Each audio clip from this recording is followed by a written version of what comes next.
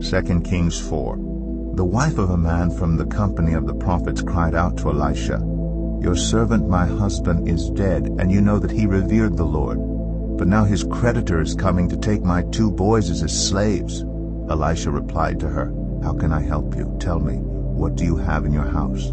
"Your servant has nothing there at all," she said, "except a small jar of olive oil." Elisha said, "Go around and ask all your neighbors for empty jars. Don't ask for just a few. Then go inside and shut the door behind you and your sons. Pour oil into all the jars, and as each is filled, put it to one side." She left him and shut the door behind her and her sons. They brought the jars to her, and she kept pouring.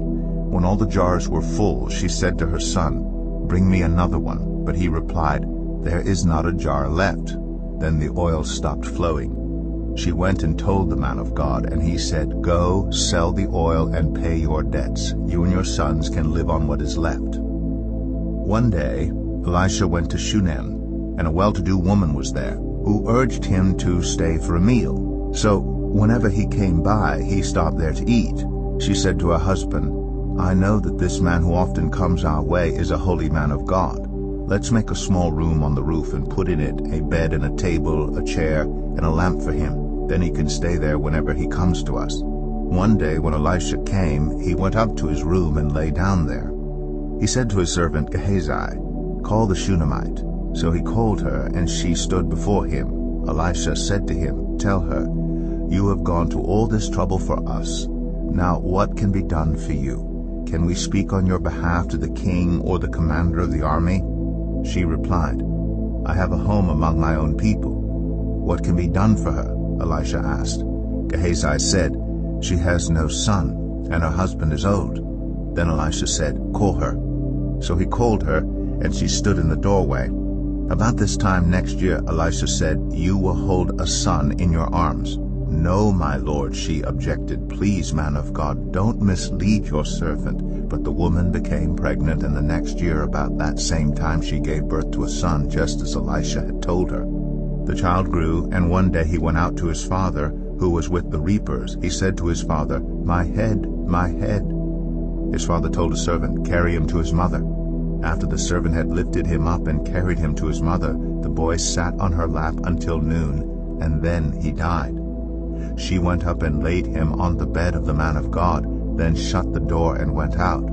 She called her husband and said, "Please send me one of the servants and a donkey so I can go to the man of God quickly and return." "Why go to him today?" he asked. "It's not the new moon or the Sabbath." "That's all right," she said. She saddled the donkey and said to her servant, "Lead on, don't slow down for me unless I tell you." So she set out and came to the man of God at Mount Carmel. When he saw her in the distance, the man of God said to his servant Gehazi, "Look, there's the Shunammite. Run to meet her and ask her, 'Are you all right? Is your husband all right? Is your child all right?'" "Everything is all right," she said. When she reached the man of God at the mountain, she took hold of his feet. Gehazi came over to push her away, but the man of God said, "Leave her alone. She is in bitter distress. But the Lord has hidden it from me and has not told me why." "Did I ask you for a son, my lord?" she said. "Didn't I tell you, don't raise my hopes?" Elisha said to Gehazi, "Tuck your cloak into your belt. Take my staff in your hand and run. Don't greet anyone you meet, and if anyone greets you, do not answer. Lay my staff on the boy's face." But the child's mother said, "As surely as the Lord lives, and as you live, I will not leave you." So he got up and followed her. Gehazi went on ahead and laid the staff on the boy's face. But there was no sound or response. So Gehazi went back to meet Elisha and told him, "The boy has not awakened." When Elisha reached the house, there was the boy lying dead on his couch. He went in, shut the door on the two of them, and prayed to the Lord. Then he got on the bed and lay on the boy, mouth to mouth, eyes to eyes, hands to hands. As he stretched himself out on him, the boy's body grew warm. Elisha turned away and walked back and forth in the room, and then got on the bed and stretched out on him once more. The boy sneezed 7 times and opened his eyes. Elisha summoned Gehazi and said, "Call the Shunammite." And he did. When she came, he said, "Take your son." She came in, fell at his feet, and bowed to the ground. Then she took her son and went out. Elisha returned to Gilgal, and there was a famine in that region.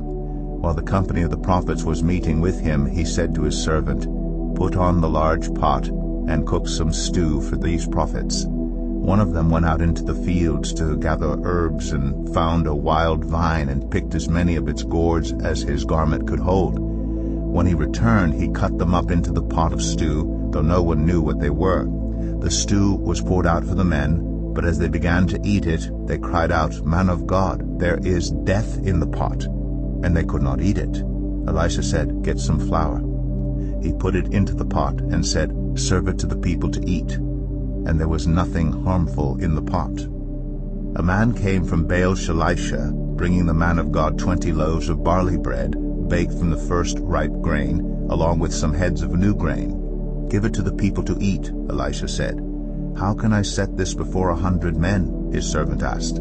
But Elisha answered, "Give it to the people to eat, for this is what the Lord says, they will eat and have some left over." Then he set it before them, and they ate and had some left over, according to the word of the Lord.